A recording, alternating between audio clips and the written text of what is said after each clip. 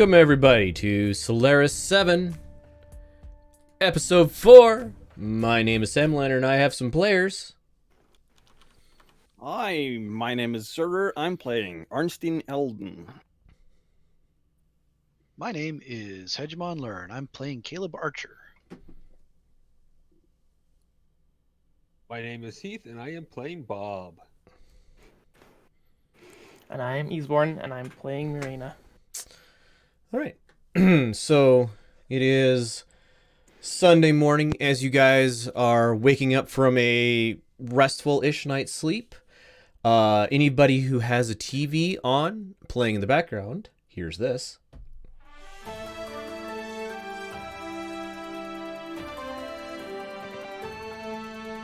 Ganymede Van Allen with BSBC News Sunday. The Lyrian Commonwealth continues their advance on Kurita space, announcing that they have taken the world of Marfik and driven out Air Designate Theodore Kurita. All right. So it's Sunday morning. Generally speaking, you guys do not have work today. You do have a match in 2 days, though. And we still have the mech we need to take a look at, right? That will be arriving sometime this afternoon, is what you were told. All right. I get dressed and I go running downstairs to see if my arm is there yet. Your arm isn't there yet. There's a look of disappointment on my face. I hear all the commotion he made and peek my head out the door and say, "Keep it down." And then go back in. Arnstein will get dressed with his bruised and battered chest after the bullet in the flag vest last night, and start fidgeting about and trying to find the rest of his lance. He'll find Marina in the kitchen, trying to cook something up for everyone. A couple of omelets. I'll walk back upstairs disappointed. So Marina, as you go into the kitchen, you see Chelsea and Thomas Scarzi. The Jenner pilot's already in there. They're talking about something. And probably Ericus Vico, who is the Warhammer pilot for Lance 3. He's in there. He's got a big plate of like bacon and eggs. They all welcome you cordially as you walk in. I'll say hi to them, get myself to the kitchen part, and start cooking. All right, you find so the kitchen is moderately well stocked. Let's go ahead and just pull everybody here since apparently we're going to start here. I should have known that. So the kitchen is well stocked with staples. If you want, if there's anything special that you would like to have, you would have to have brought it from your, everybody has their own, I guess, call it dorm room kitchen dorm room fridge in their room. But yeah, there's 6 fridges in here. They have milk and eggs, and you can make rice and all of that sort of stuff is here. Yeah, I'll just grab some omelets, stir them up a bit, add a little bit of some green stuff, probably some paprika, and some salt and some pepper.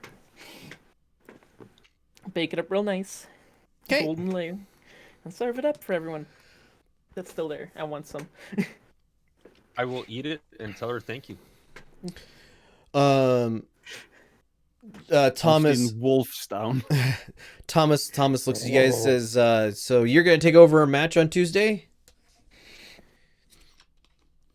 I heard you get a and a nod mid-wolfing from Arnstein.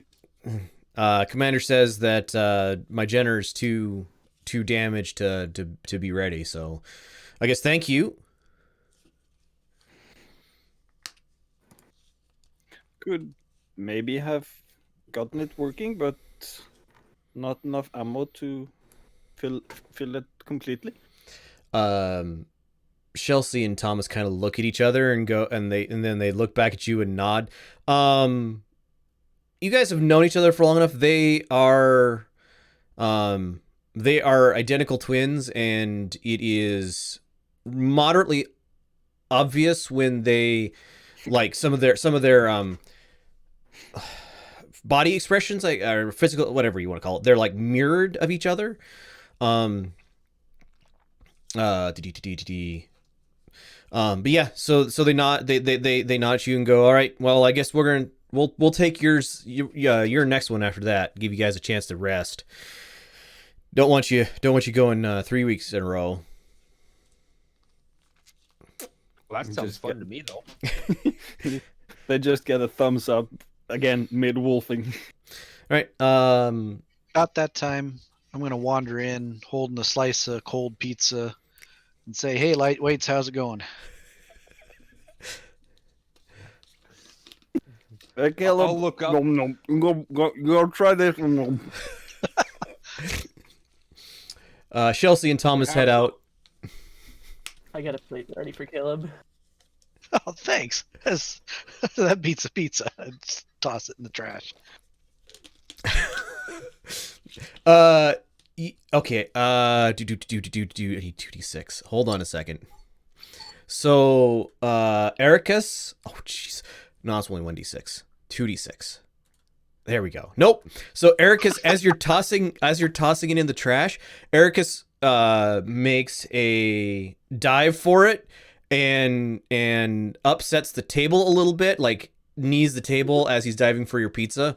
But your pizza lands successfully in the trash, and Ericus looks moderately disappointed, and everybody's silverware and spoons and stuff are like 2 inches to the left of where they were before.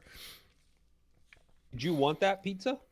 Not anymore, he says through a mouth of like eggs and bacon. I go over, I'll grab it out of the garbage can and hand it to him. He laughs.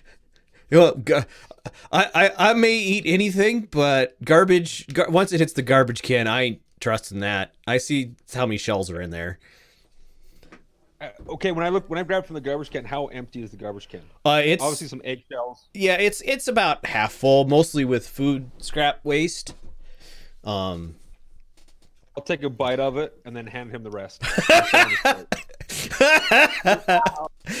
He laughs like I'm laughing.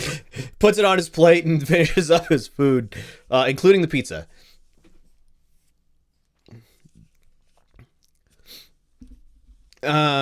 He as he's finishing up his food, says, Commander, from talking to Commander last night, she's got she's gonna have your match info tomorrow morning first thing. She's working it up now, so don't, words are hard. Yeah, she's working it up now. She'll have it for you tomorrow morning. That's what I wanted to get out.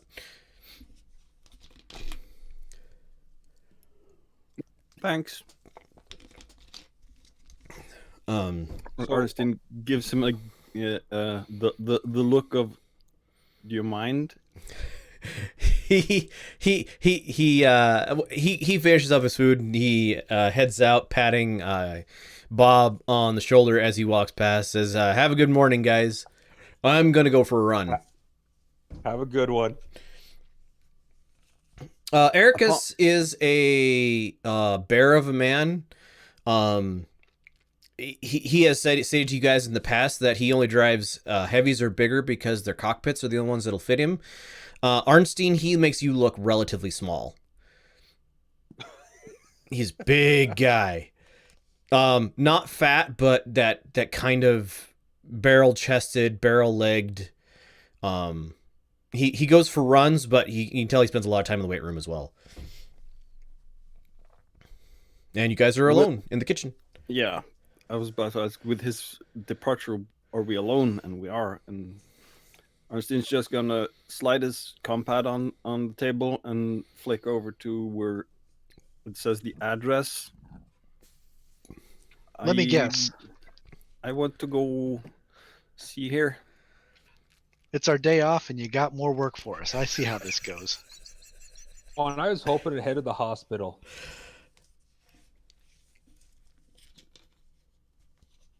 You don't have to join me, but I want to go check out this location.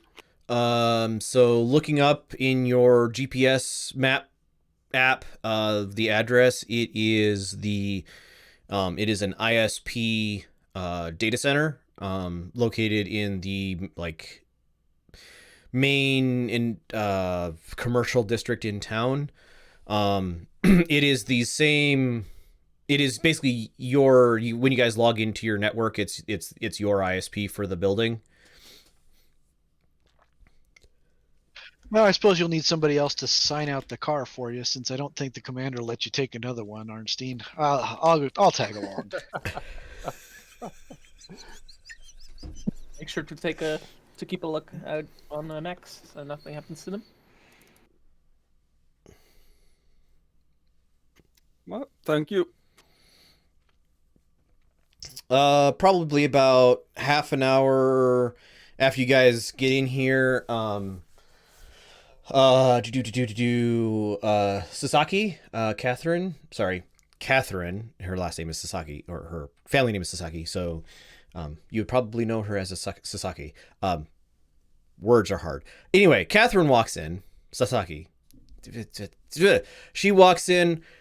She goes to one of the fridges. She goes to a cabinet, pulls out a bowl, goes to like a big bowl, goes to one of the fridges, pulls out a gallon of milk, sets the bowl on the table, fills the bowl half full of milk, gets a box of cereal, pours the cereal on top of it, and sits down, begins eating her breakfast. The second the door starts to open or a person emerges in the doorway, Arnstein is swiping away the address. Sure. She gives you guys a bleary look and then sniffs a couple times and walks over to the coffee pot and pours out a mug of coffee, and then swears when it only half fills up, and she goes to make another pot. Are some leftovers there from the eggs? Because I'll direct her to them if there. She looks and gives you a kind of a half smile in her bleary state, and she just kind of shakes her head. Is like, morning is for carb loading, otherwise I won't wake up. She is a fair-skinned, dark-haired, like 40, 42, somewhere in 40, 42-ish woman, medium height and build. She's got some oriental features to her face, but is fairly fair-skinned, and she proceeds to wolf down her bowl of cereal and milk. So, too many hours last night in the simulators? She goes, new 3D or new 3D video games got me hooked.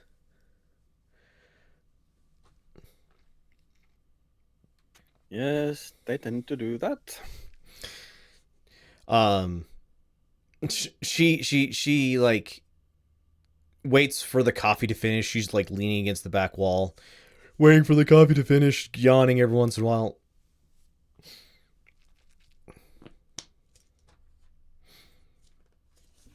Well, whenever I'm ready with eating, I'll head out and head over to like the what's it called, the conference room, where the windows are overlooking the bays. Just put a chair up to the window.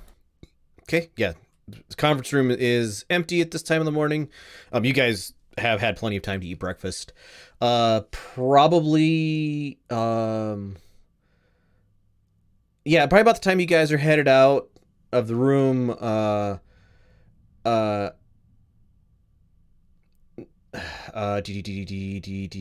last couple of pilots who you're going to expect to see here would be walking in. Ayumu and Nakajima head in, kind of, say their pleasantries, and find their own breakfasts. Ayumu is they tend to be a pancakes person, and Nakajima tends to be a bacon person. It's getting crowded in here with all the lightweights. I'm going to head down to check out my ride. So I'm going to head out to the mech bay and look at my Thunderbolt.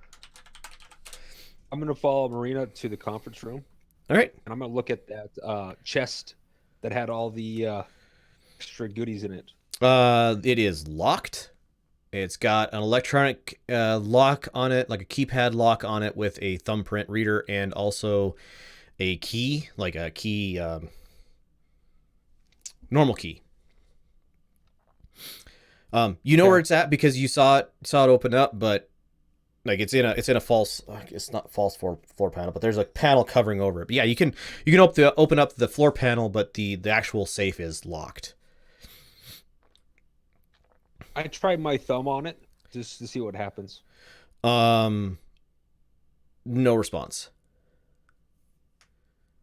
Okay, I'll put the panel back and then head down Okay. to look at the mechs. Could I get a whoever's working on or looking at a mech get a fix plus intelligence roll, please? Looking at from the distance or looking at us and checking? them? Looking at physically at. Well, that would be me too from a distance. From a distance, give me a perception plus wisdom. I don't think that's the right term. Bring up my character. Notice plus wisdom. Yes. Got it. My phone is ringing, and I should put that on Do Not Disturb. Hold on, dude. There. Now it's not buzzing at me. I think I positioned myself at the Wolverine. I'm not sure. Yeah, that looks right. Thunderbolt with the archers in front of the Thunderbolt, and yeah, no, that looks right. So everybody checks their mech over. It looks like they have one more round of like maintenance. Like you're definitely gonna want to do a maintenance cycle on your mechs tomorrow before loading them up for Tuesday. Fairly well maintained. There's no evidence of any like there's no battle damage or anything evident on any of them. There you can see like Arnstein or no Bob with a 10. You can see all the old battle damage that has been repaired. So like pieces of armor that have been replaced and then repainted that doesn't quite match old paint jobs. Wiring harnesses that have been replaced. Myomer muscle bundles. But yeah, everything seems to be in good working order. With a 9 on notice plus wisdom. No, nothing. Nothing special. You see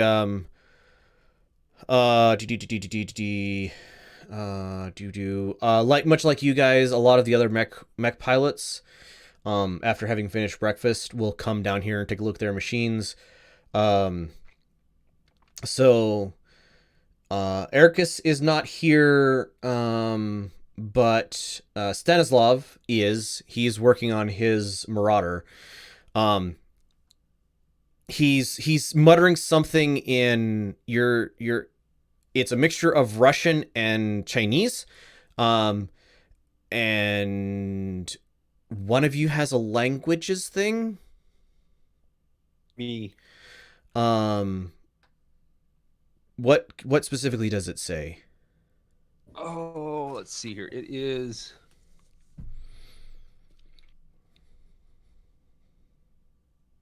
You speak all languages.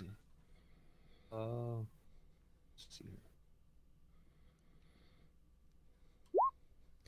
You know, get for negotiations, manipulate attitudes. Gain talk as a bonus skill. You speak all languages common to the sector. Okay, so that's gonna be you're gonna be able to speak at a workable level Russian and Chinese.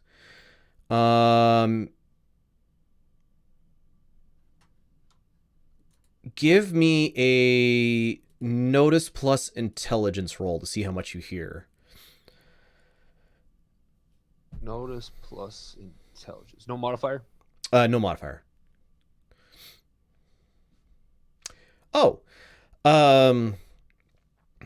Okay. So you quirk your ear and like stop wrenching on your mech in order to hear what Stanislav is saying. And he's muttering under his breath, hold on, I gotta look up something specific. No.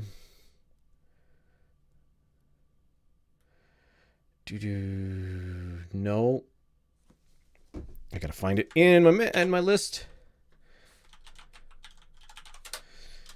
Oh, come on. Control. Nope. Control F.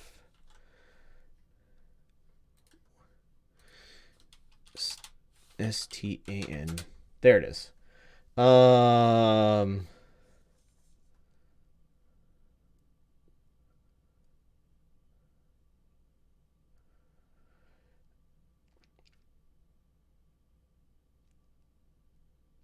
Okay. So Stanislav is muttering something about if he had just died when I shot him, then it wouldn't be such a big deal, and they wouldn't be trying to call me back, and like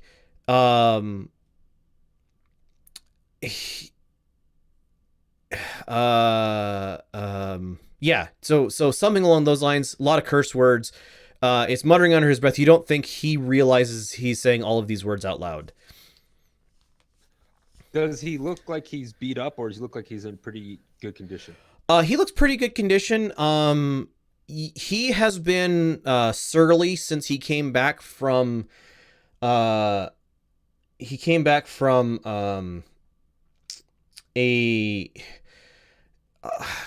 he called it vacation. The scuttlebutt was that he had to either drag his brother's butt he had to go off-world to drag his brother's butt out of a fire, or possibly beat up the guy who made trouble for his brother.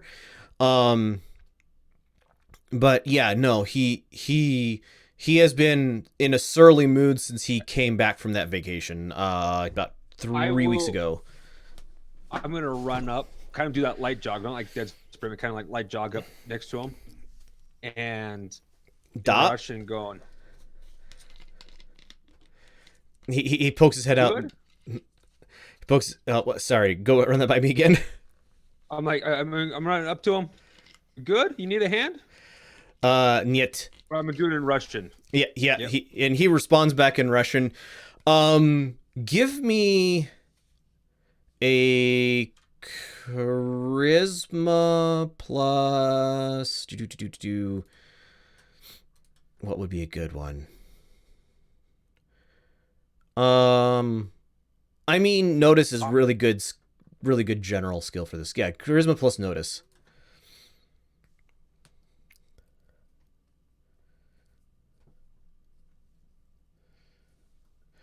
With a 9, you notice he looks surprised that you speak Russian, and he covers it well. And he's like, no, I do not need any assistance. Just stuck bolt on my mech's foot activator. And he throws down the wrench he was using and wanders off to get an air impact wrench. As he wanders off, I'll be like, just regular, not in Russian, just be like, did I? And just walk away. So now he's mumbling under his breath, but it's in no coherent language. Okay. So the general language spoken here would be English, or Japanese. Probably about an even mixture of both. It's almost a what's the proper term? Creole at this point. So you'd be English or Janglish. I'm not sure which would be the proper.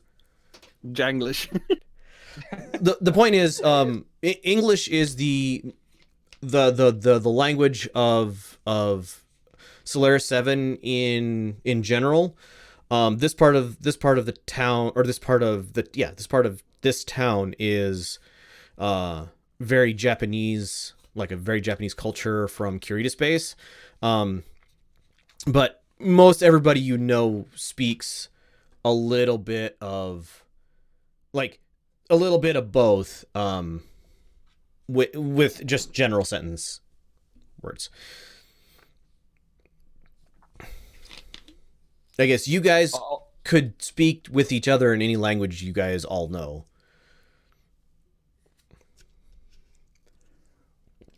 Well, I'm looking up at my mech, and it looks like a mech, so I'm going to wander over to check out a car.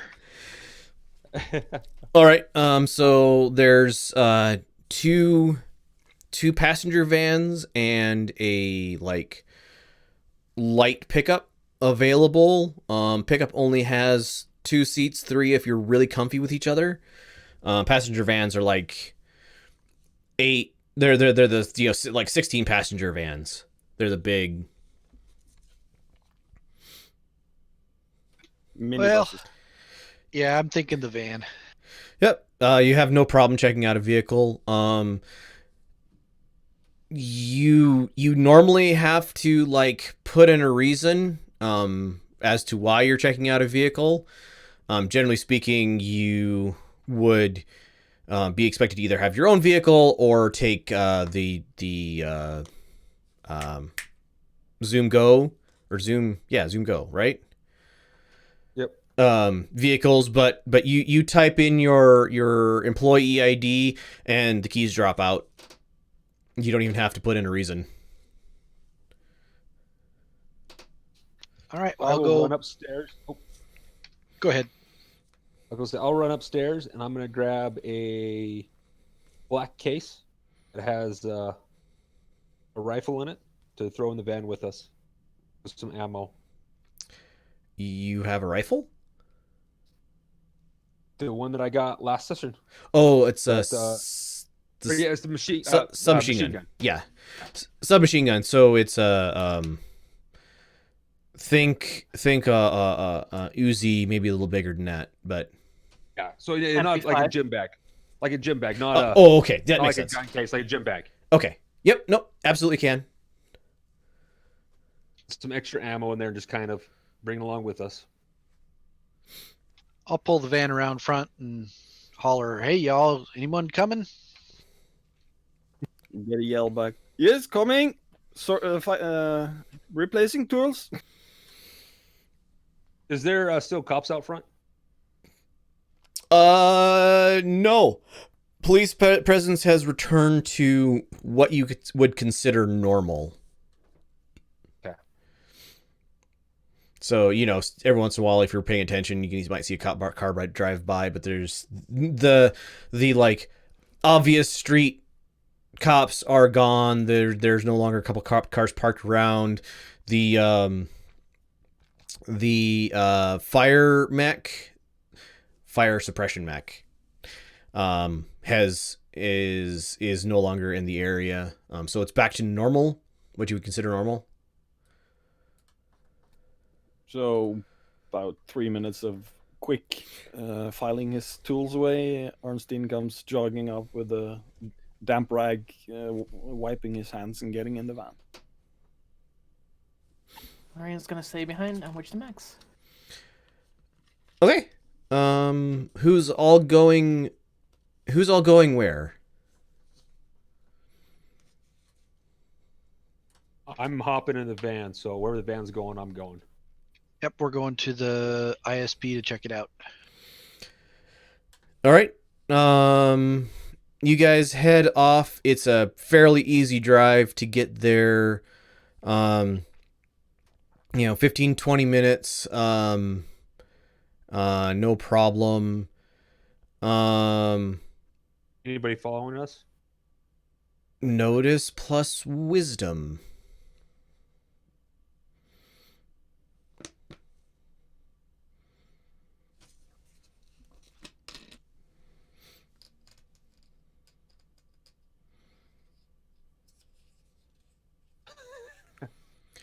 So none of you notice anybody following you. Traffic is moderately light on a Sunday. You guys drive up. The ISP does have Sunday hours. You arrive at the front door. Building's like a I guess you'd call it a not really a skyscraper, but it's like 5-story office building, kind of block shaped. There's a little bit of a brutalism element to this part of the city center. So a lot of concrete and not a whole lot of glass sided buildings. Looks like this building's built heavy enough that you think a mech could land on the roof without falling through it. You know, I'm thinking, Arnstein, are you going to need a distraction here? Not sure yet. Arnstein will walk up to the reception. Reception person smiles up at you, says, yes, how may I help you, gentlemen? We have had a mishap with our local server, and we would like to see if the files are still at the storage on the server here. They go, or he goes, yes, do you have an account number or other information I can use to look up your server? I'll briefly turn away enough that he can see the compound and try and figure out if the commander is giving me any. Yep, you have gotten that information. And I give it. Okay, they punch the they punch the information in and say, yep, file server, video storage file server is here. Do you want a, like, how do you want the server? Do you want the do you just want the data off of it? 2 copies? They say, well, I can either, if you have storage material, if you got a hard drive or here or something, I can either copy the data directly onto that for you, or the server itself is a co-locate, so I can have somebody bring the server up to you as well. No, I think we'll leave the server, but question, Arnstein would know. Does his data, how much video can he fit on his data slab? Probably about an hour. Without, like, So you could basically the 128 gig version, and a day is like a terabyte or something. Yeah.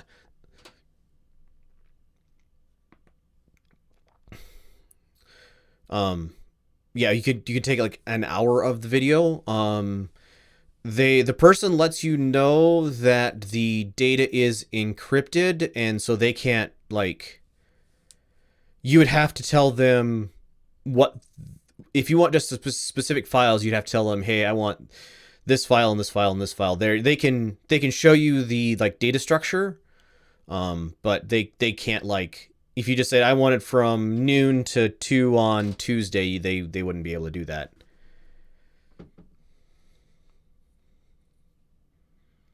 How much would hard drives to get all of that? The last 4 days, 5 days of video on the hard drive?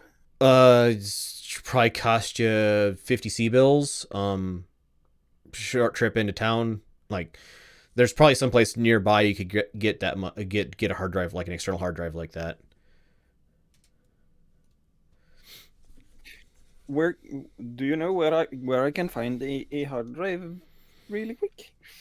They type something into their computer and swipe over to you I want to say Google Map, but that's not the right term. But a map file or a map to like. I need a name for a store that's basically Circuit City.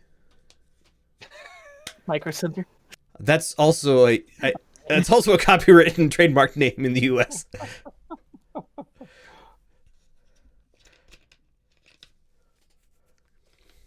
Anyway, that sort of place. Sparkies. Got it. All right. So they swipe you address to the nearest Sparkies. Circular City, maybe, which is like 10-15 minute drive away. We will be back very soon. All right. Please See you don't then. close. I just go back out and we need to go get some hard drive. All right. Well, navigate away. I'll take us, sir. All right. Swipe the direction over to the car thing or whatever. Marina, there are as you're sitting there, watching over the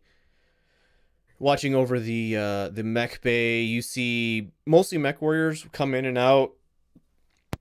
One or two techs come in. Looks like they're maybe making up for either lost time at the week or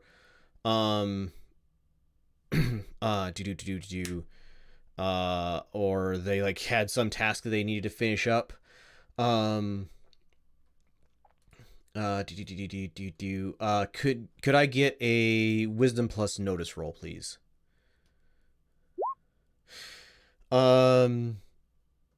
So you think over the course of an hour this morning you've seen every mech warrior come in through here, and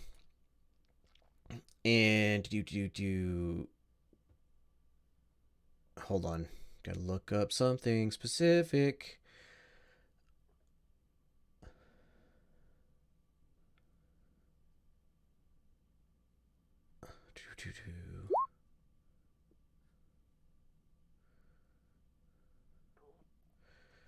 All right.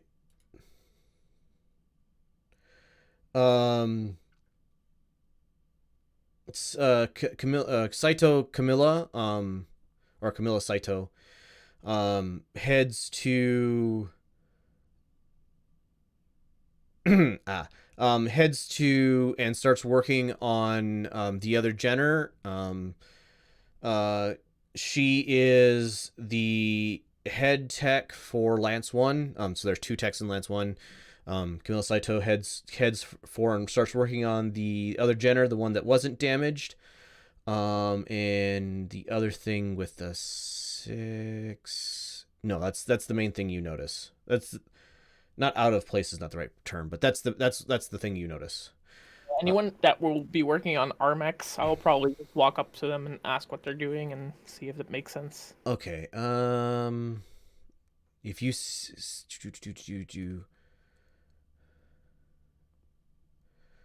I need to make sure I get the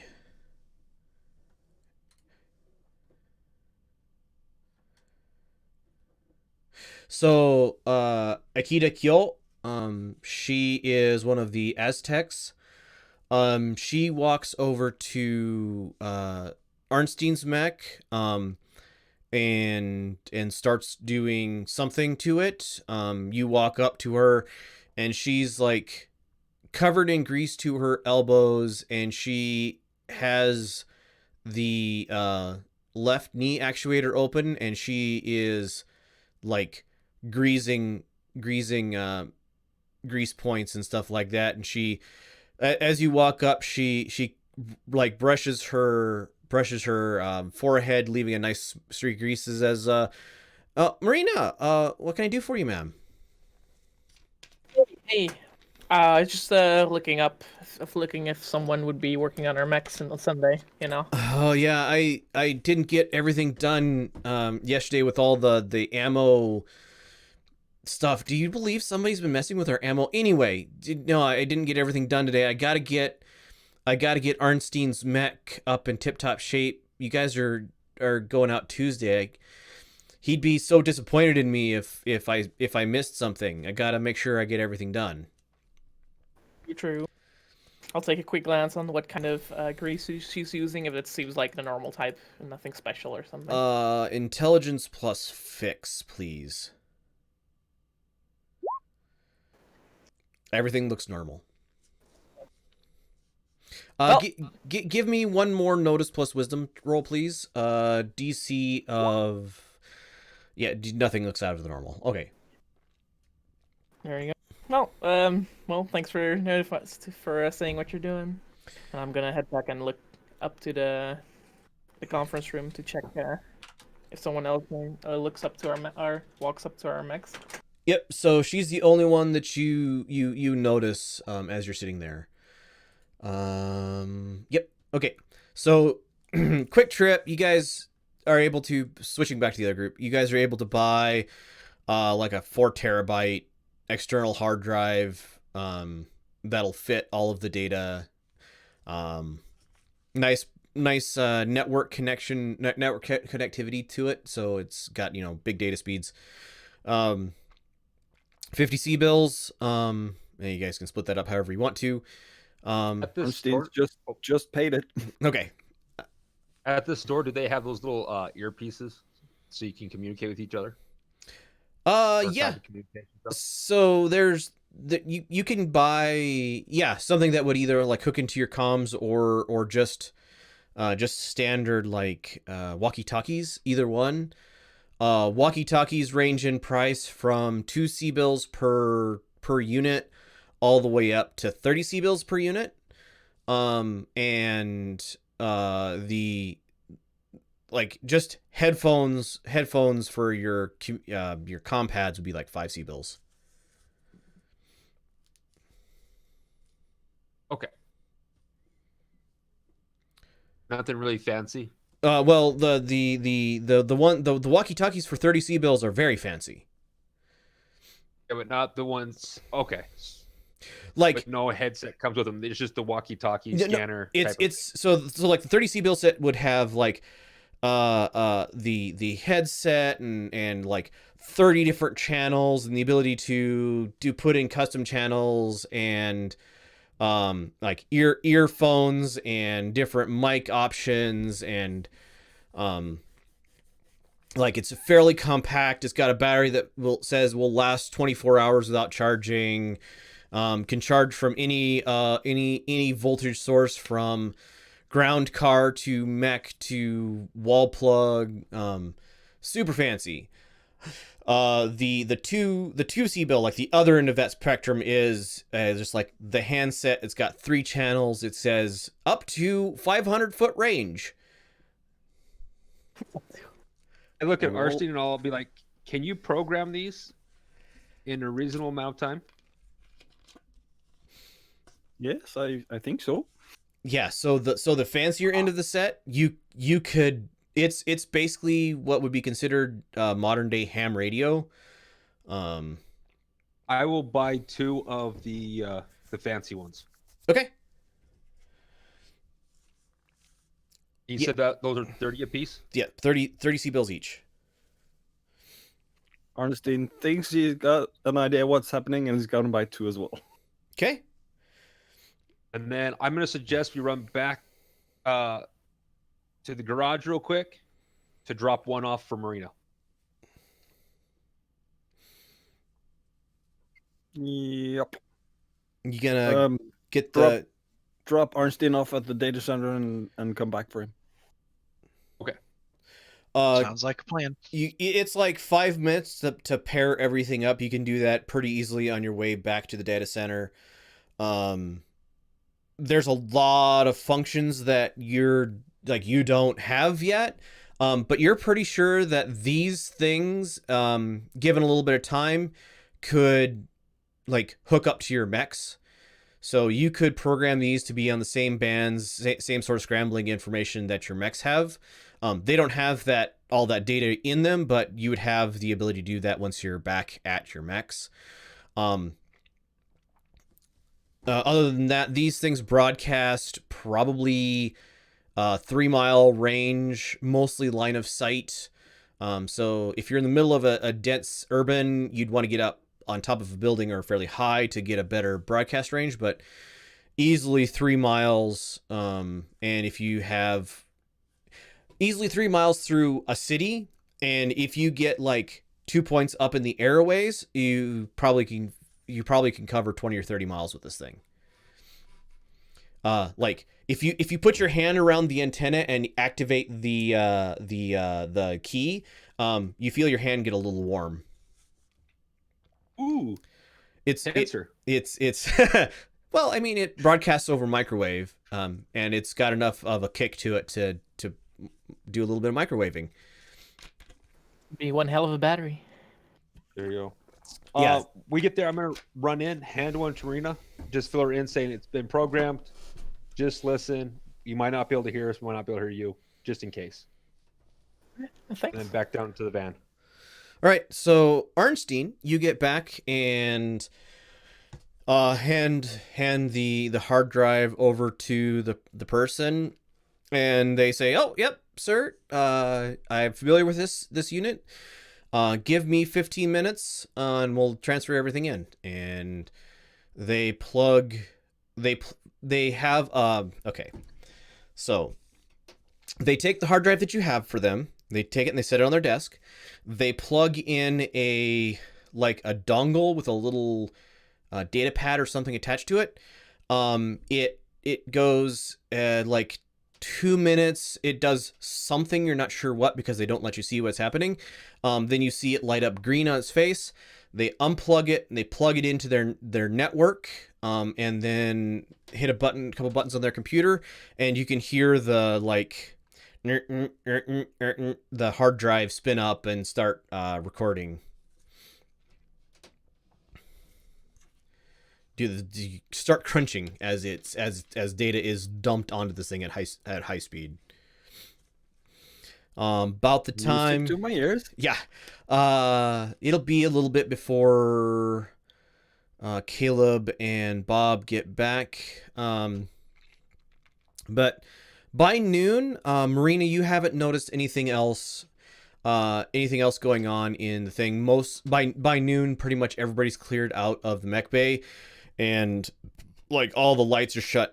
Or not all the lights, but like the main lights are shut off, so there's just like the spotlights on the various mechs.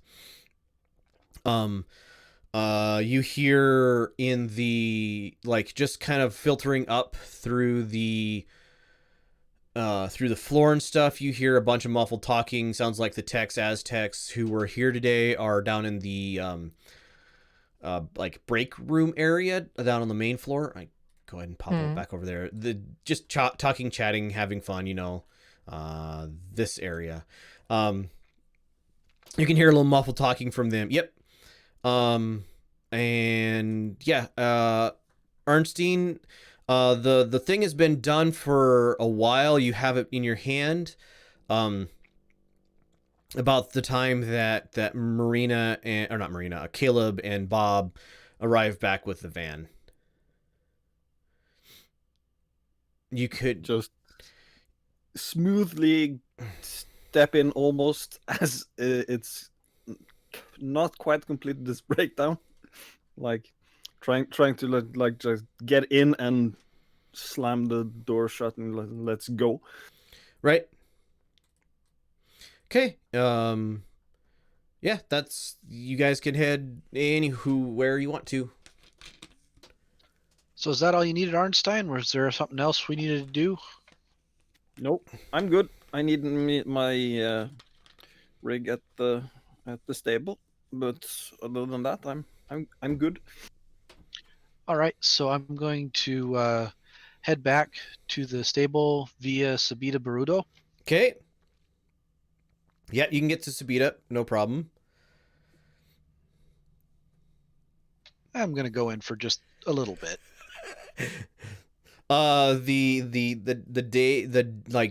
Sunday noon, all of the bar chairs are upside down on their tables. There is a barkeep here, but none of the tables are open. If you want to get a drink, you have to walk up to the bar. There's from all evidence, there's one person here. But you're known. Caleb, welcome. How goes? Not too bad. A little thirsty. You got something? He Something decent? he chuckles, knowing your preference, and pulls. It would be on tap here. Pulls your regular beer. Pulls you a glass or mug of your regular beer. Sets it on the countertop or on the bar top. I'll say grab me one too as I start taking chairs down off the tables. All right. Yep. The guy rolls his eyes a little bit and pulls another one, and then goes back to like whatever he was doing before you walked in. You think it involves a data pad and him not paying any attention to the room. There's some sort of mech match going on it. Probably from the time of day and stuff, it's probably a BSBC rebroadcast.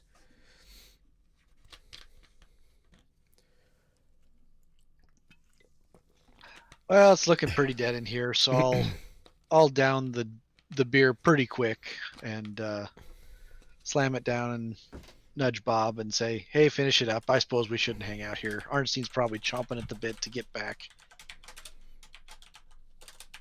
Okay. I will leave my glass on the table, but I'll put the chairs back up on the table as we leave.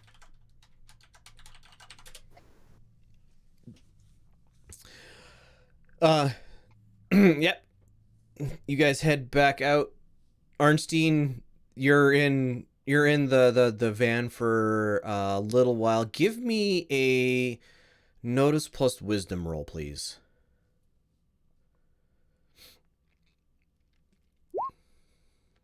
Okay, you're in the van. It's a lovely day. I'm gonna drive back to the stable. Yep. You guys all get back to the stable. Like about the time you guys get there, it's probably 1:30. And Marina is up in the conference room. Well, I guess up to where you. It's up in the conference room still. Pretty much nobody else is around. Most of the mech warriors are probably gone on their like doing day off sort of things, like out and about in town shopping or just hanging out in parks or whatever they're doing. Place is real quiet. You think you hear somebody in one of the simulator pods running something. You're not sure what.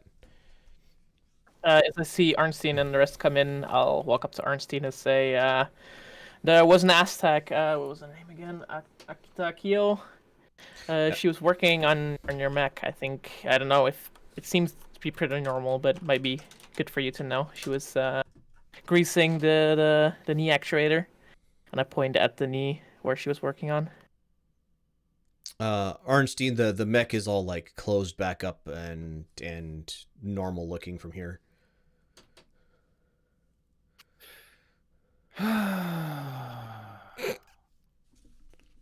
He hands Marina a hard drive.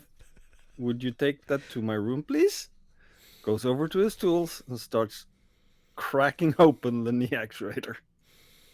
I'll take the disc to a room, plug it into his PC, and if possible, try and copy over files if it allows me to. You probably don't have the password to right. Arnstein's PC, unless Arnstein's given it to you. I guess that's up to you two. Nope. The request was to bring the hard drive to the room. I'll just bring it to the room and plug it into the PC, and that's it.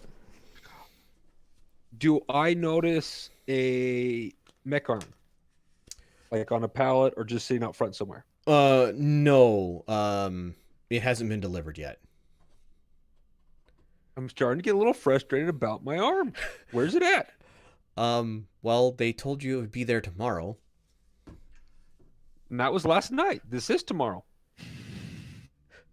On a Sunday. Monday. They would be there Monday. Bob, it's that Monday. thing between your hand and your shoulder. It's right there. Oh, dang it! I lost it again. All right, Arnstein, give me a fix plus intelligence roll, please.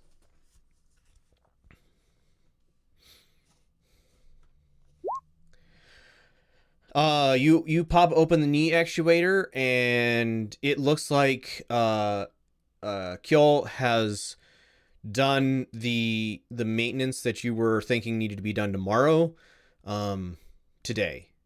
So you had looked your mech over earlier. It's like, okay, yeah, we need to do a little bit more maintenance before our actual match tomorrow or Tuesday. So she's done. Like this leg is done, ready to go. She looks to have done a decent job of it. She's an Aztec, not a full tech, but she seems to know her. Aztecs are generally considered, you would consider them like grunt labor and boring maintenance jobs persons. She seems to have done competent job. And nothing else, like nothing out of the ordinary. I'm gonna give my mech a once over, just to make sure it looks the way I left it. Fix plus intelligence, please.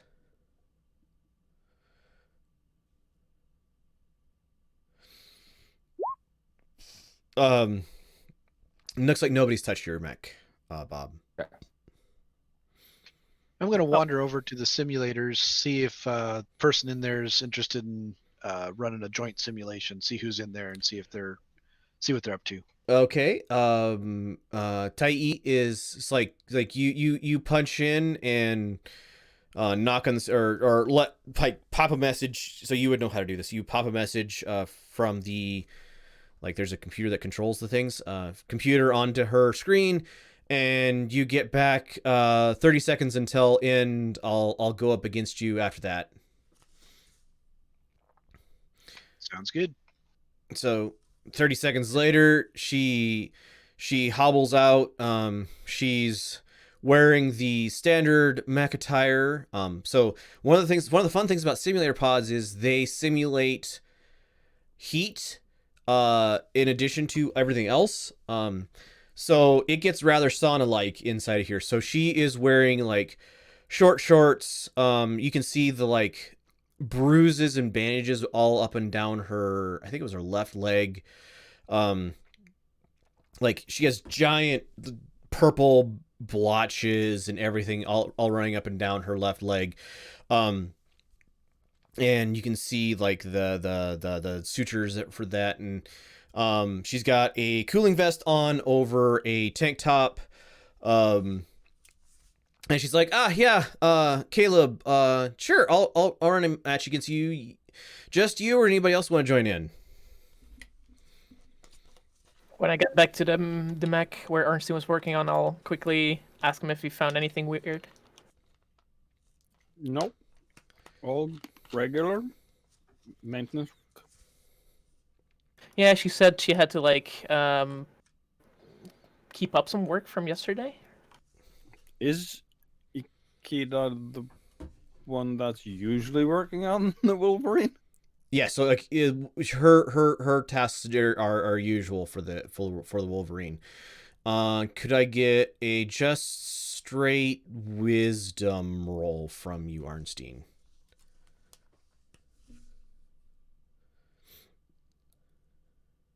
How did the roll against a stat do? Because there's no clickable thing. So you could just roll d20 plus your wisdom modifier.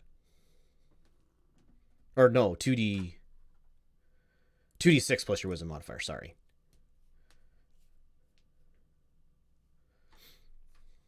Sorry, I forget how skills. Question mark. What's that? So your wisdom modifier is a +0. So just roll 2d6.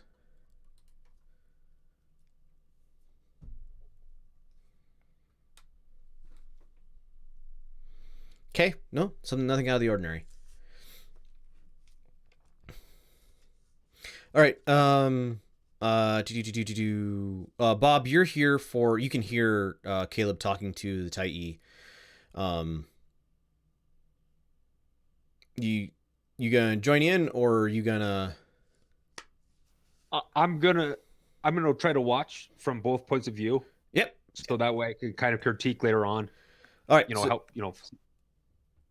not a problem. That's like one of the things that computer can do. So that computer could have all 4 units, get like all the vital stats from it. It's really information dense, but you're a mech pilot, so you know what all of the various things mean, like how to read the temperature and the armor values and all of that stuff from the mechs from that screen.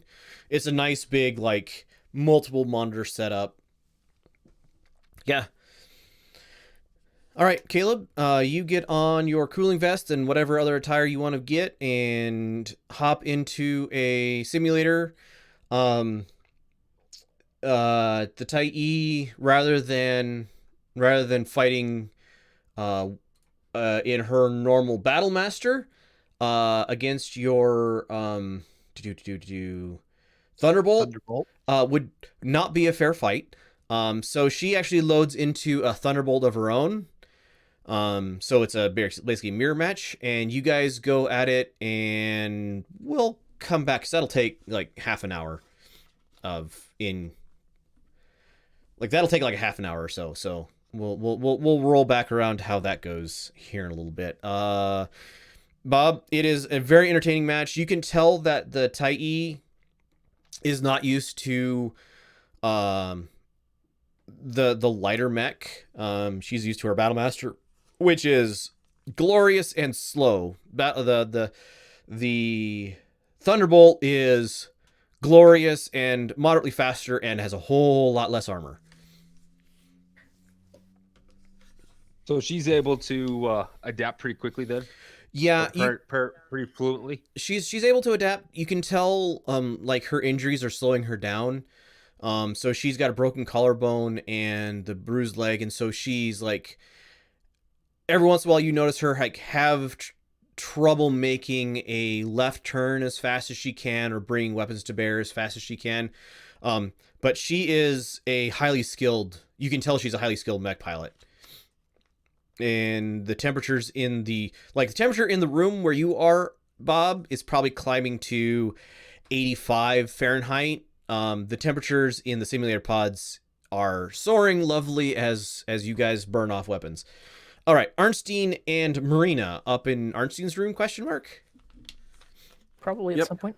All right. After figuring out that, okay, that's just maintenance, he's chugging up to look at the footage. All right. Arnstein, give me your programming roll. This will kind of be programming plus intelligence. How long does it take you, or hacking? Actually, a hacking roll would be more appropriate. How long does it take you to do this? So the higher you get, the faster you get the information. Hacking is program. Okay, fair enough. You have some special stuff for hacking. I didn't want to... relatively quickly. Thank you. Consistent fluency, digital security. You have both levels, right? Yeah. So you rolled 3d6 and dropped lowest, which is why you got a 10. Familiar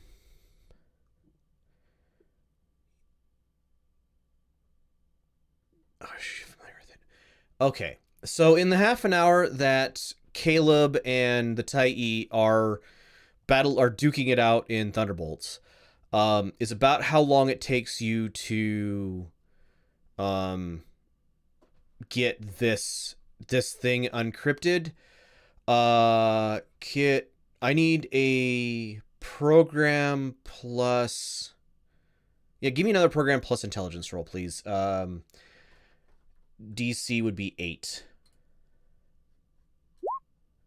Oh, even better. All right. So when you decrypt this file, you notice it trying to connect to, like, your computer trying to connect to the network and send out some sort of information. And you catch it as it's doing that with some computer stuff, like a Wireshark or some you notice that this thing has launched a program of some sort and has words.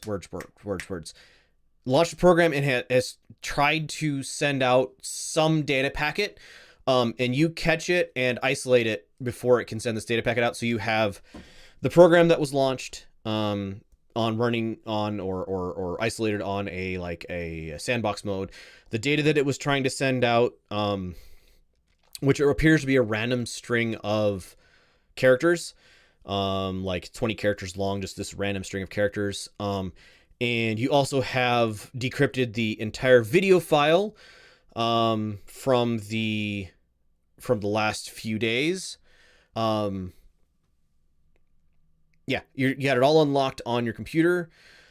All right, Caleb, could I get... we're going to do a couple opposed rolls, so give me a... She's going to be... hold on a second. I need to look up your character sheet. Pilot. Yeah, so roll. Give me a pilot roll, please.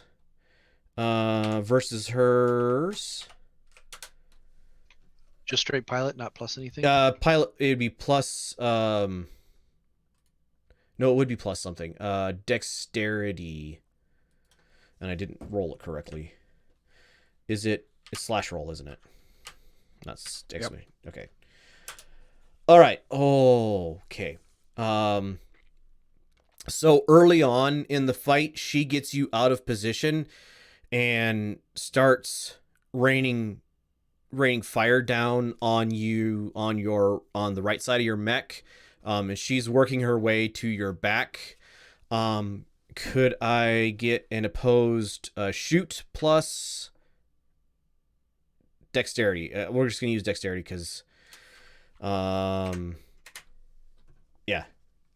Okay, so you are out of position fairly early in the match. You land several good hits on her. You can tell that she is not used to she's used to having a whole lot more armor than she currently has. And so you get several good hits in on her mech, peel off probably like an armor location before she realizes it. We're gonna do one more pilot and one more shoot roll. So pilot again. But she manages to circle around behind your mech. One more shoot, please. But you win that. So she circles around behind your mechs, has you pinned down. But you disable her Thunderbolt's main large laser before she can do the critical back shots into your mech and actually take you out. And the match ends in a draw. It's probably 110, 115 Fahrenheit in the simulator pod when you're done, because building up high heat. You had to override shutdowns a couple times. You're drenched with sweat. You can feel the cooling vest. So there's cold, cooler than body temperature coolant that runs through your coolant vest, and you can it almost tickles as it's sucking heat out of your body. But match ends with a draw. You think if you'd had 5 more minutes, she'd have got you, though. She was just outpiloting you, even though she wasn't used to running a heavy instead of an assault. But she pops her head out about the same time you do, and gives you a handshake. Says, "Good piloting. You know your mech well." And she grabs her crutch and she goes, "I'm gonna go hit the shower. You guys are free to use the simulators today if you want to. I'll get you your match information before I go to bed tonight." As she's leaving, I'm going to walk up to her and I'm going to whisper, "You had him. He is yours." You can... She smiles. She smiles at you, and you can tell by her expression that, she agrees with you and also doesn't agree with you because she knows the whole like the match time limit was expired, and so she also understands, like, you also get from her that she knows she didn't kill him fast enough. But yeah, so this the air conditioner is kicked on in this main little area in here and is trying to pull the heat out of the air as the simulator pod doors are open and basically venting waste heat from the simulator pods into the room.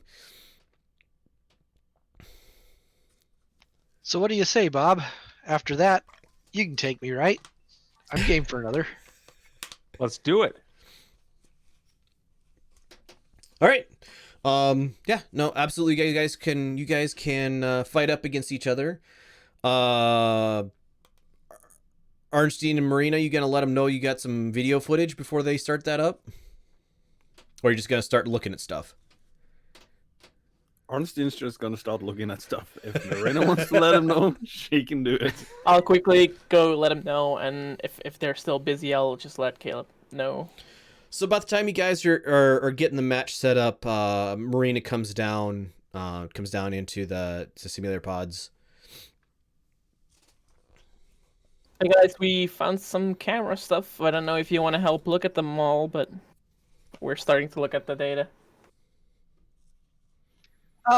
After I get done beating up Bob here, I'll stop by. Well, make sure to not let him get close then. Really? You think you're gonna beat up on me? We'll see. Thunderbolt versus a rifleman. That's an interesting match.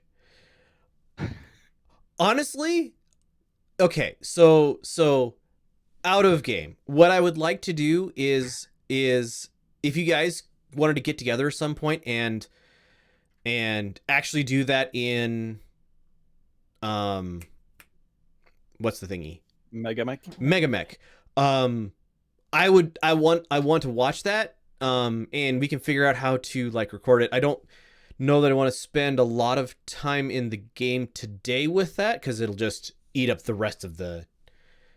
It'll be more than an hour to even though it's only one-on-one. But yeah, I what I want to do is have you guys do that, record the session, and then I'll put it up as this is what their match was, as a video on YouTube as well. I like it. Sounds like a great idea. I love this idea. I'm game. So Game. I won't. The outcome of your guys' fight is based on how that goes, and so I won't say what happens here. But all right. So Arnstein and Marina, you know, you have about 4 days worth of video, like 4 times 24, 96 hours of video, like 25 cameras each. So 96 hours, 25 cameras of video information here.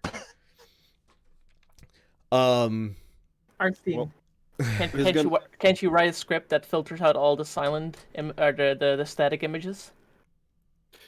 What he's gonna do is just to start with, just blank out, like, these cameras are not interesting.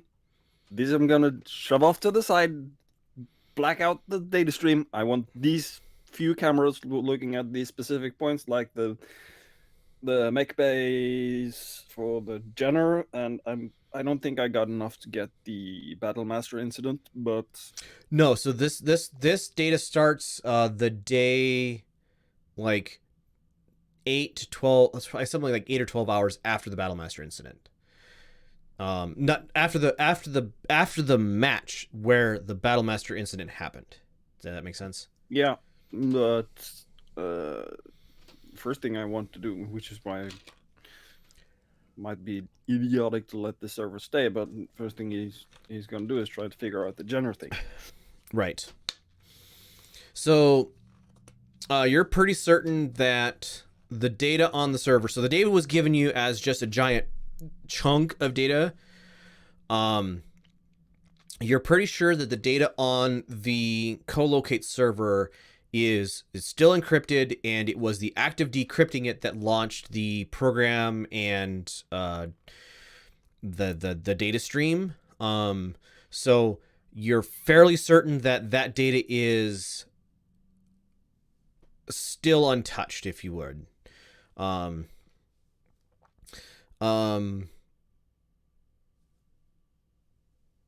That aside, so yes, no problem. Like, say I want to focus on these, 4 cameras. These are the important ones. You can pick that out pretty well. If you want to do some sort of, if you want to just, okay, so sitting down and watching through the data, like scrubbing through the data to find it by hand, is a notice plus intelligence roll. And you can make that roll once per hour to see if you find anything interesting. It's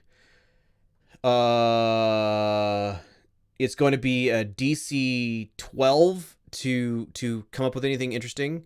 And if you want to make that roll easier, I need a DC 12 program roll from you, Arnstein, or anybody else, I suppose, to basically do something like Marina suggested, which is basically like write a program that looks through this and throws out all of the other information.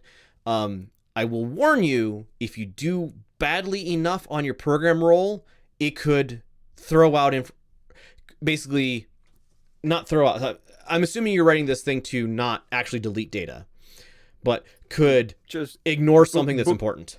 Bookmark locations in the Right. downstream. So it'll take you an hour to write that program, Arnstein. Marina, you can start doing the search on the video in that hour that Arnstein's working on that, which is about the amount of time that Bob and Caleb are busy fighting each other. I'm a reroll.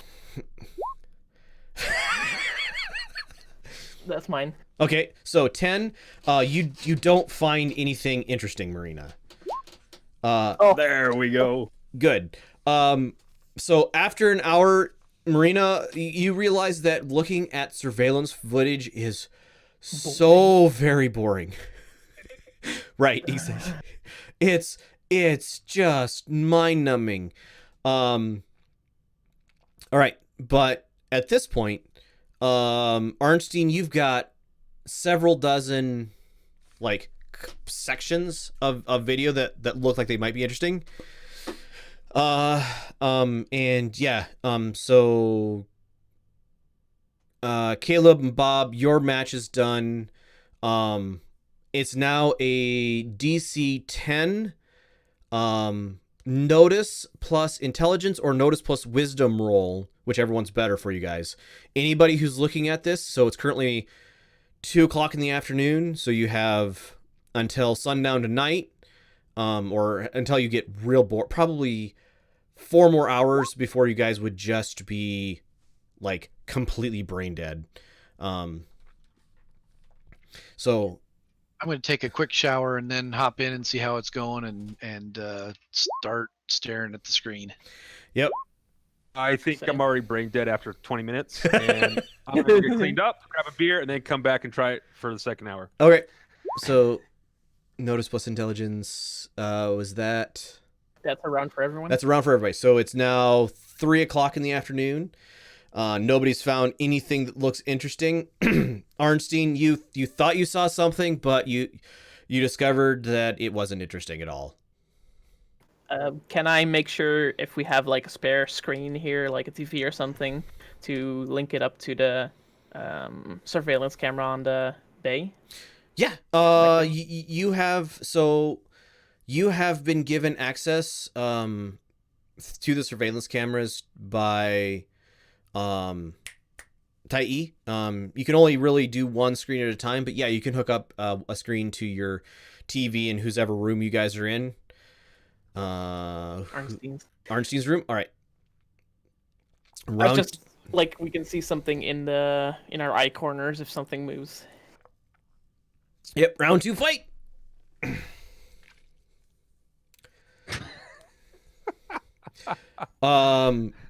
hour 2 is more boring than hour 1. At this point, you guys have gone through probably 35 or 40 clips each. You can tell that these are like there's not a lot of like dead time, but you know, there are some times where you have to go, like you have to watch at real time to check to see what somebody's doing on a mech. Just because there's if you watch through too fast, it's just a blur of information. You guys are all relatively competent. You know what stuff's happening, but yeah. All right, round 3.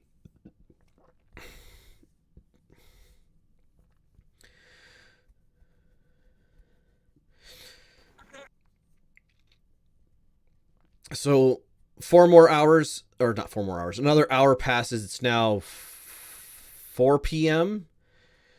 And again, more clips are gone through. You guys are whittling this pile down. You think that you're about a third of the way through the clips that Arnstein gave you. What I'll do is, if you guys get through, so if you're a third of the way through, 4 of you looking, 3 hours is 12 checks.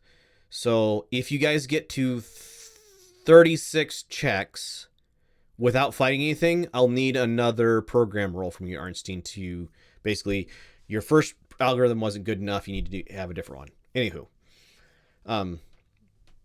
round 4. Woohoo! Hey! I think I found something. Yeah, so halfway through, 3/4 of the way through the hour, Bob yells exactly that, and pulls up a clip and puts it onto the TV in Arnstein's room. 12. Okay.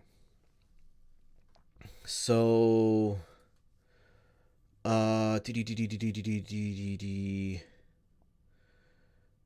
what you see is, yes, so what you see is Camilla Saito, who is the tech, it is tech 2 for the Lance 1. You see her in the middle of a busy mech bay. She takes something about duffel bag sized. What you see with a 12? Okay, so yeah, you beat it by 2. You see her come from a corner of the room in the mech bay, and you see her pick up a duffel bag-ish sized object. Like, there's cacophony all around her. She's like moving fairly carefully through the mech bay, looking. She's looking. She like somebody says something to her on the way. You don't have any audio for this, but somebody said something to her on the way, and she makes a motion to the bag, and like pulls a tool out of it. Person who said something to her would have been John Ito. So she pulls a tool out of the bag, shows it to John, puts the tool back in the bag, goes around behind the Jenner that was destroyed, pops open the ammo hatch on the ammo ejection hatch just wide enough to fit this bag into there. Closes it up, and then this tool that she showed to John, she uses it to like start replacing armor plates on the left leg of the Jenner that she's working on. Hey, I remember her working on the other Jenner this afternoon.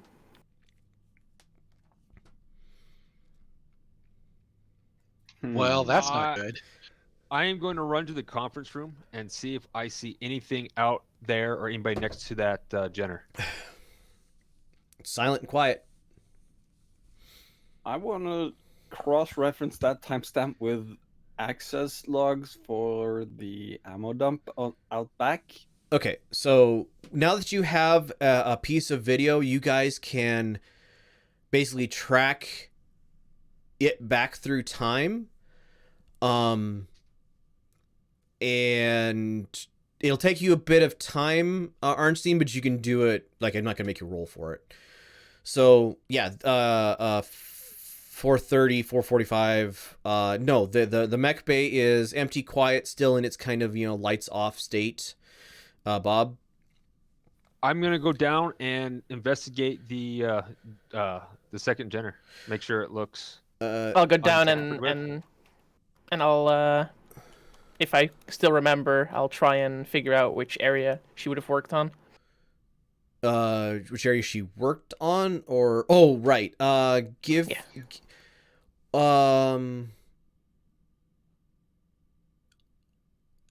Kayla, or sorry, Bob, roll your intelligence plus fix roll, and I'll give you a +2 for Marina's help.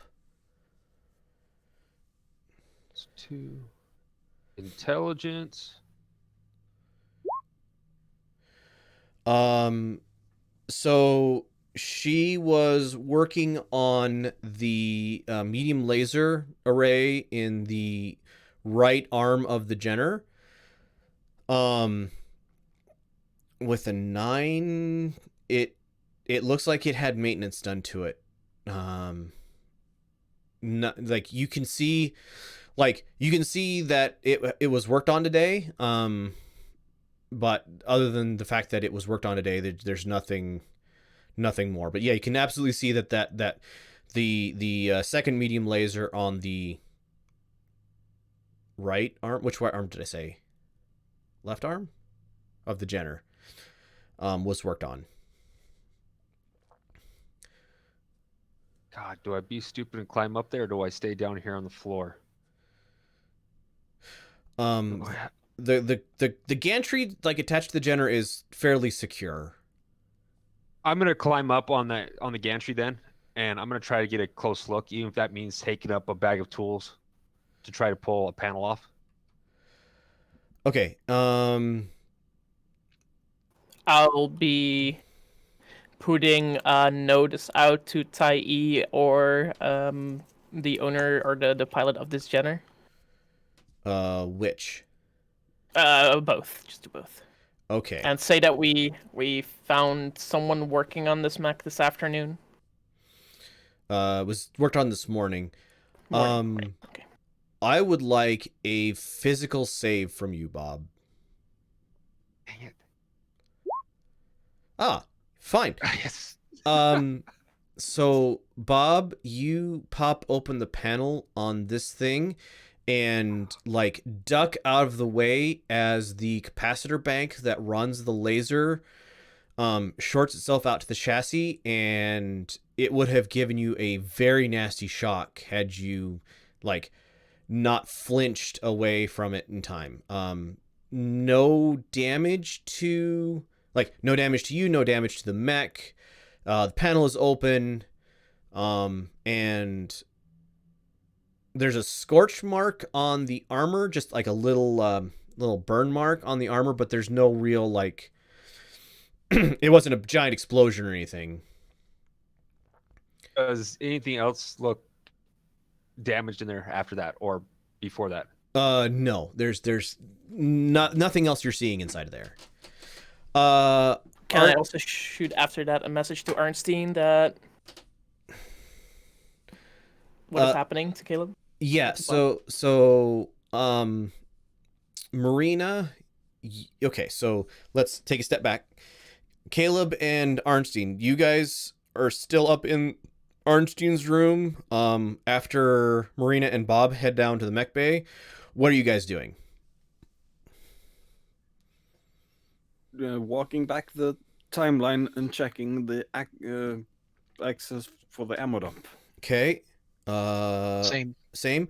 All right. Between the two of you, you can work through twice as fast. You can see Do. So, I need a notice plus charisma roll for both of you. Basically, do you recognize a person?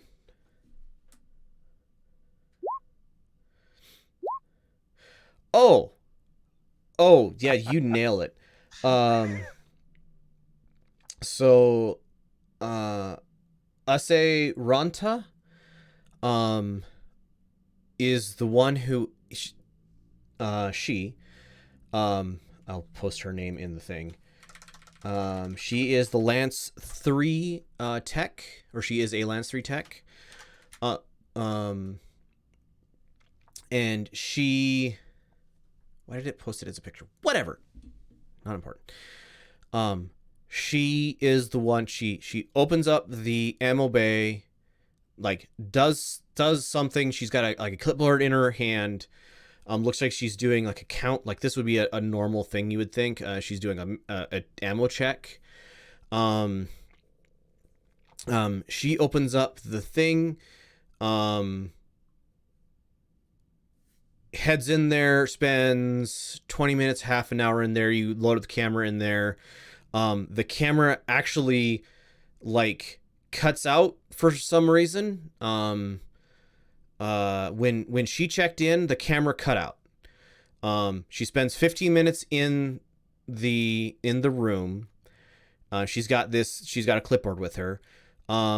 She closes the door back up, the camera cuts back in. You guys already know what happened there though, or you have a very good guess. And she is coming out with the duffel bag that you saw.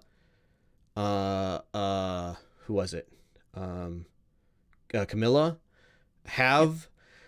You see the duffel bag that Camilla have, and she basically, Ranta,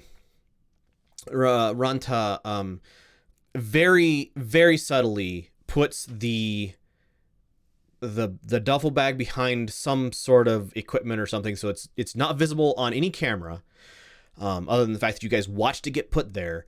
And then she walks over to Tatian Kyoko and hands her the checklist. Basically, there's probably a camera that can actually see it, and it's she did an ammo count.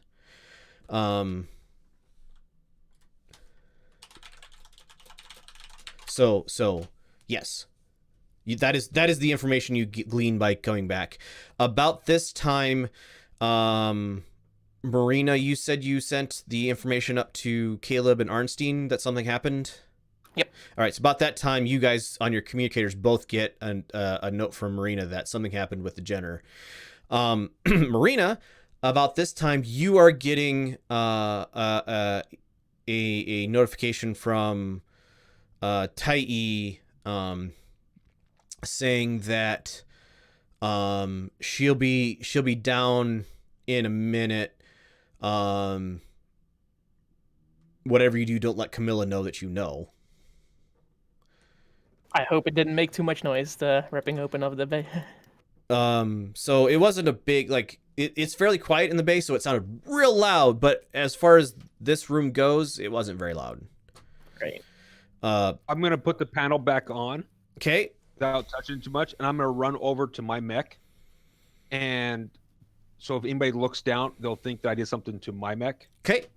And I'll sit there and just kind of like kick it, cuss at it. Come on, really? Again? All right. So a few minutes later, Caleb and Arnstein, you gonna join downstairs? You gonna stay up in Arnstein's? Like, there's more information to get here if you want to keep looking, but Arnstein's going to start compiling in the document on his compile whatever timestamps and Sure. and things to look out for, and he's probably going to keep looking because things going wrong on mechs isn't the first time it's happened.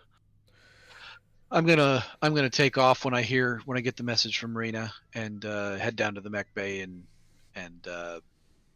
keep my eyes peeled while I'm down there, see if I see anything unusual on the way.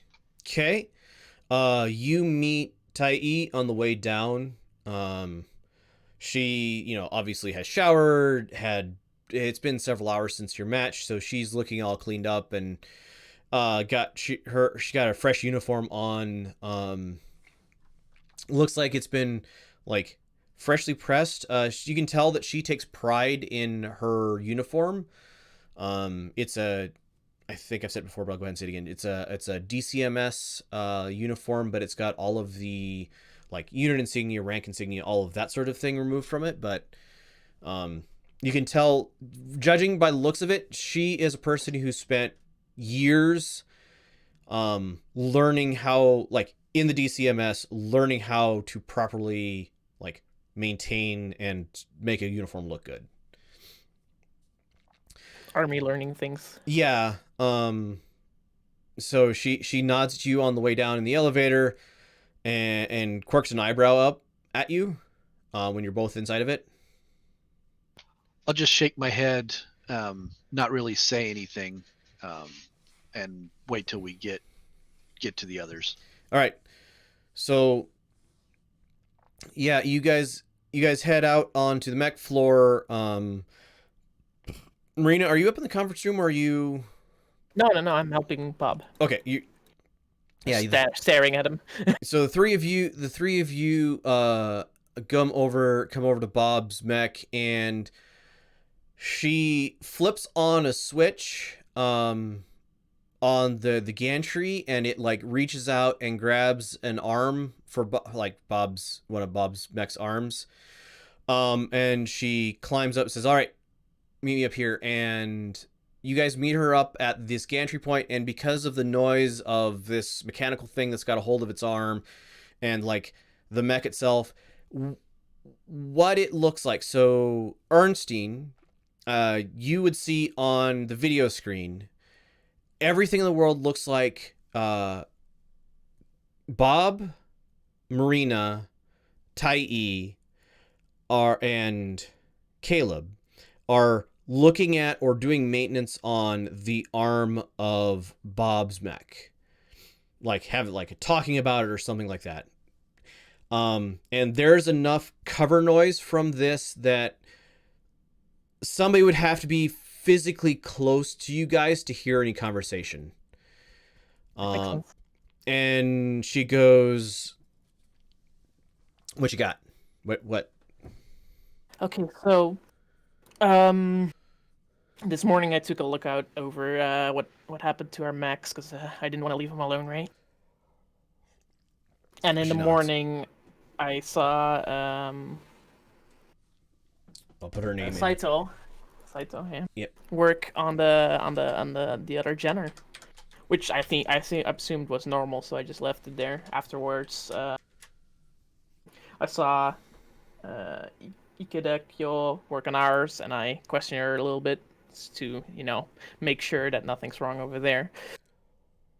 But what happened? Arnstein seemed to have gotten some video footage from the ISP, so we could look through it, right, with the issue of the other Jenner. She nods. The backup server. We saw Saito work on the Jenner before, doing some kind of shady things. And I thought, wait, I saw her work on the other Jenner this morning. So me and Bob ran down here and we took a look at it. And apparently Bob got shocked when he tried to open the laser bay. Nearly got shocked. Nearly got shocked, right? Well, I mean, I don't think that's supposed to happen, right? She laughs. No. It's Bob's electric personality. I mean, someone could have put a protection measure on the mech, right? To make sure it doesn't get messed with. Yes, but not in our personal mech bay. Right. And really, only the most paranoid person in the field, I would think, would do that. True. So and it's worse than Marina knows. While they were down here monkeying around with the mechs, we found a little bit more footage, and Saito had a little bit of help from Aseranta. So Tai's eyes go wide. She goes, what? She like gets quiet. It's like, what? Really? I've known Ise-san for years. What is she doing with this?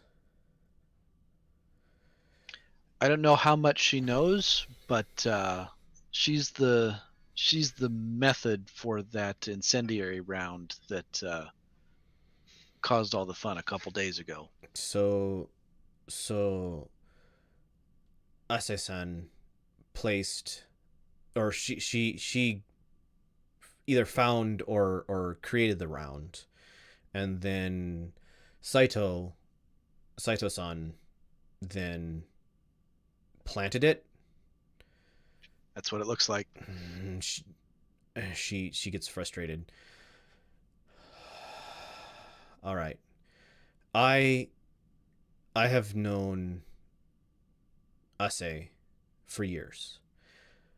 I will go ask her kindly what is going on with my brain reset. Stanislav and Ammo count? Kyoko-san. So Stanislav and Kyoko-san and I will go talk with Ase and see if we can find out what's going on there. But Saito, she killed Rake, and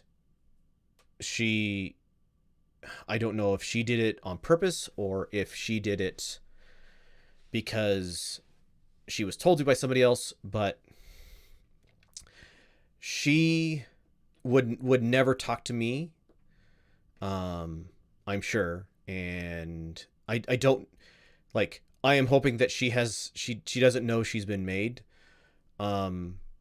If you guys think you can get to her and talk to her, I'll give you a few hours to do that before I take this evidence to the police.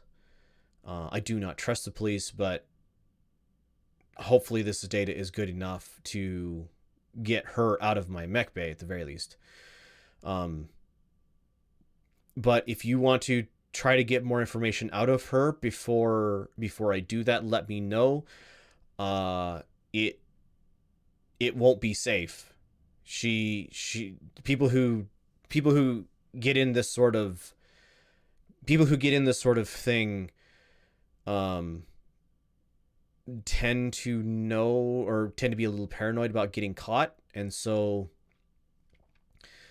she might, if you guys want to go talk to her, she might think that she got caught and shoot at you.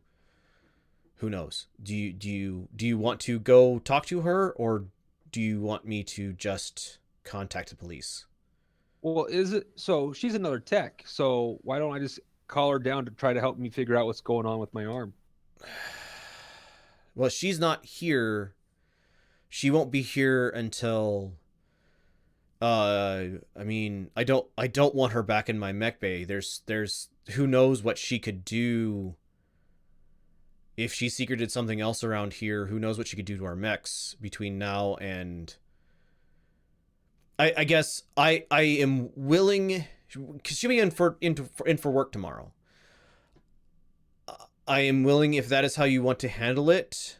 I can hold off on talking to Ase until tomorrow. There's a Kyoko-san and there's a tech meeting for Lance 3 mechs usually on Mondays. We can pull Ase aside then. If you want to talk to Saito-san tomorrow, I guess I can, although she is Lance 1 tech, so it would be a little strange for you to call her over to your mech. I leave this, I guess I leave this up to you. I got some ideas. We'll see what we can figure out. Let me know when I should come. I need the evidence that you guys have. It's probably contaminated enough, the chain of whatever the police call it. She kind of waves a hand. It's probably contaminated enough that they won't hold her for long, but at the very least, it would be a good enough reason for me to fire her. But let me know when I should make that call. Here's what I'm thinking, and I know Arnstein's not here, but he'll back me up. He always backs me up. We'll just have her look at the Jenner's laser tomorrow morning. Have Arnstein say, I noticed something on the Jenner, and I mean, at this point, it's safe. We've discharged whatever her sabotage was, but If she doesn't want to look at it. Yeah, maybe she'll give herself away in trying to avoid opening the panel. Tai nods at you and says, "Very well. Tomorrow, then I will deal with Ase-san, and you guys deal with Camilla, but make sure I do not want to ruin the morale of the entire tech crew. So be subtle about it."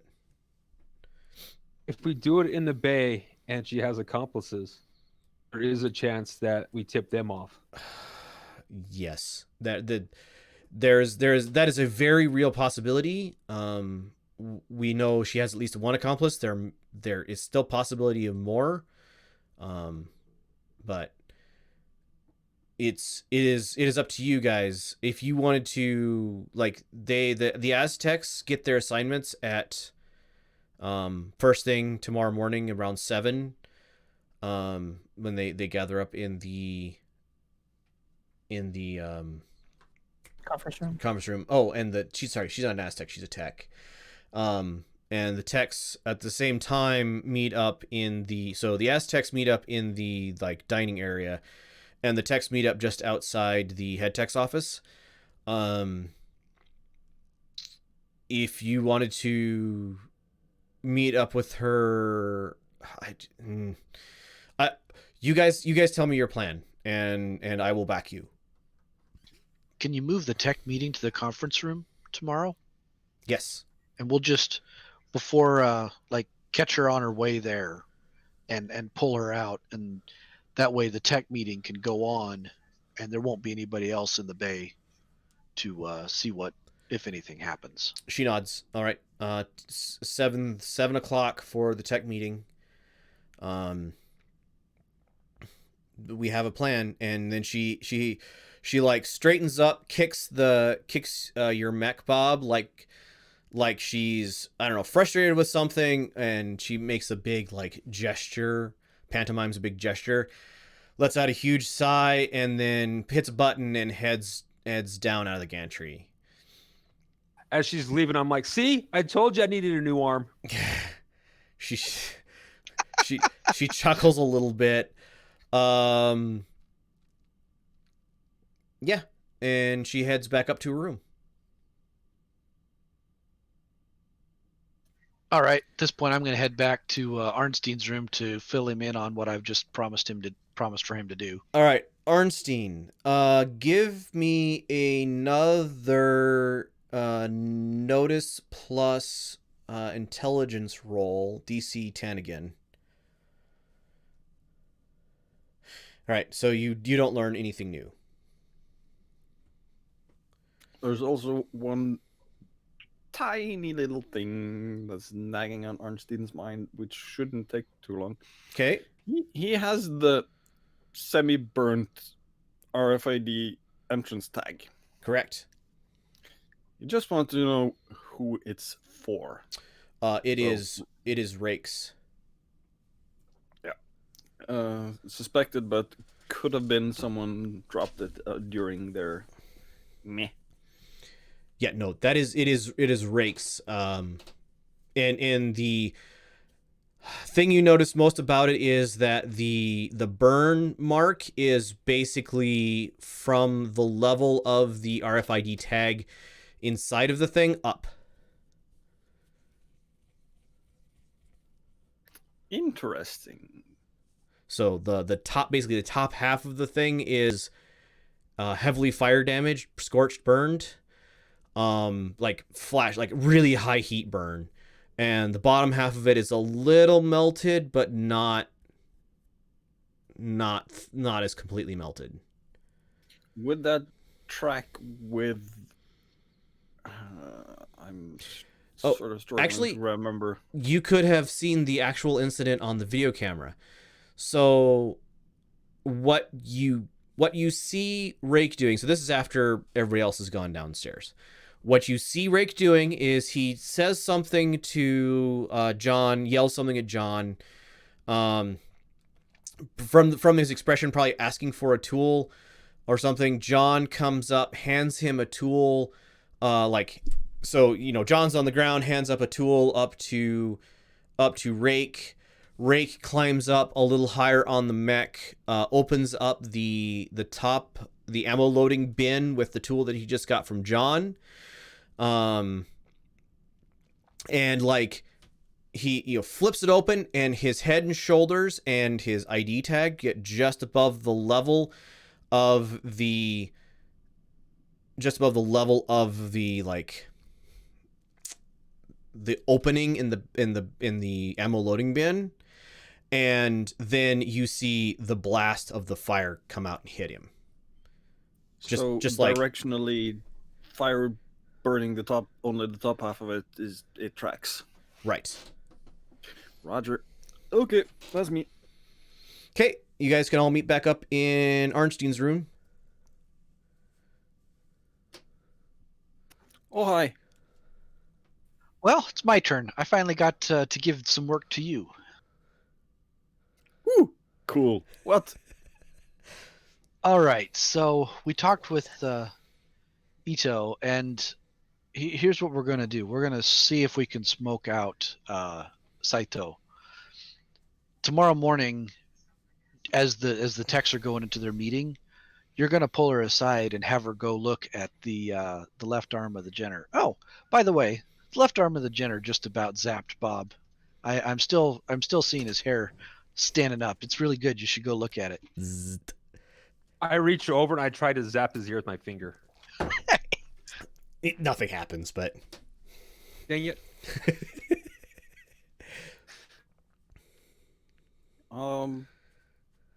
Capacitor shortage?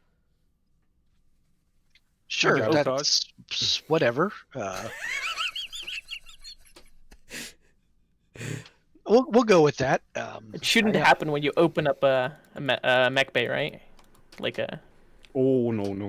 There you go. No. Things are very wrong if that happens. Well, there we go. Things are very wrong. He picks up.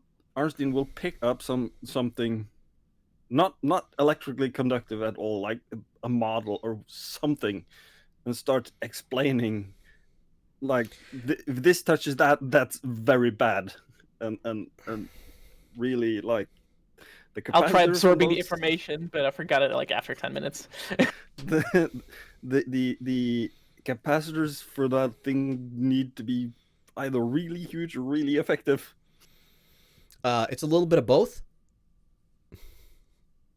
I mean, future laser, but yeah, big capacitors that are very, very effective. All right.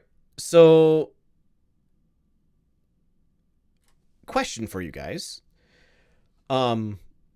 We have a decent stopping point here, just a little early. And means we can pick this up again next week, and we won't get to the BattleTech match until the week after. Or not, what, next 2 weeks. We can stop here, or we can run long and try to get. I I have Get to tomorrow. maybe a half an hour left before I have other stuff I have to do with my family. We can run long and try to get like one more thing accomplished today so that maybe we can get to the mech match next week. Well, no, probably not going to happen.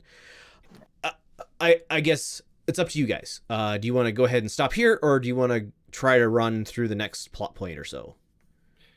I have an inkling that if we try to go through one more plot point now, We're gonna be halfway.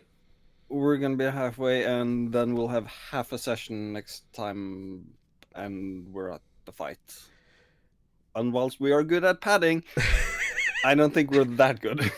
All right, so we will go ahead and wrap up here then. So that is BattleTech Solaris VII, Episode 4. We will be back again with this game again in 2 weeks. Hopefully between now and 2 weeks from now, we could have the simulator match between Caleb and Bob, which would be awesome. But I hope to see you next time. Thanks everybody for watching. Bye.